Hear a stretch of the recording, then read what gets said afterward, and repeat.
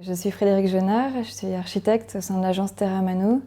Mon agence, c'est quelque chose de, pour l'instant, très restreint. Ça se résume à moi, un ordinateur. C'est quelque chose d'assez mobile. Je suis une agence qui s'est spécialisée dans la construction en terre crue.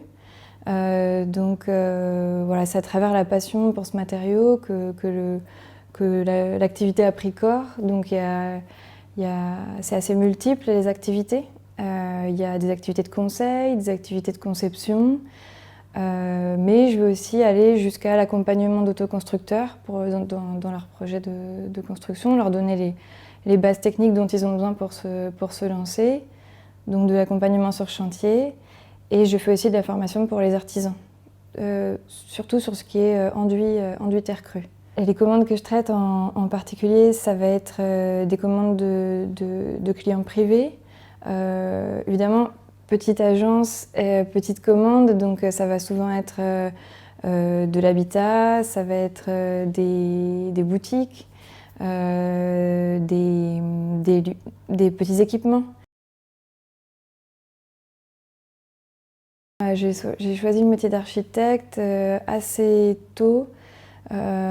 J'étais adolescente et je me souviens que j'avais une propension à penser être capable de voir comment rendre les lieux plus hospitaliers, plus propices à la vie ou plus accueillants parfois.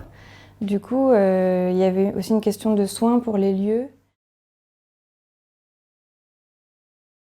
C'est vrai qu'à travers l'architecture de terre, moi j'ai trouvé beaucoup de satisfaction en fait, à pouvoir parler aussi de questions de santé.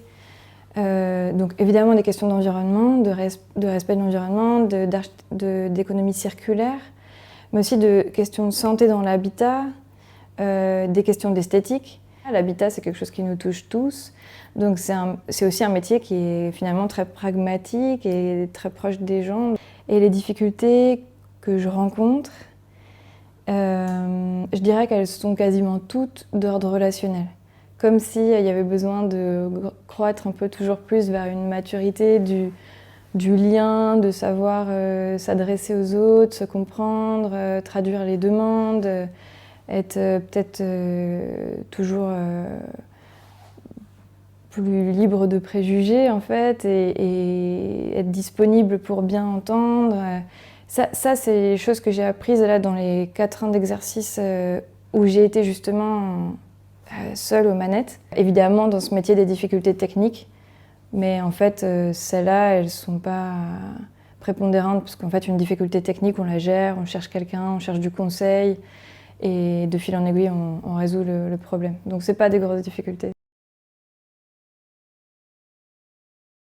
Je pense qu'il faut ni être effrayé par la technique, ni être effrayé par les études ou autre. Je pense qu'il faut y plonger comme le citoyen d'abord qu'on est. Et après, on trouve son chemin, son lieu d'inscription dans cette pratique.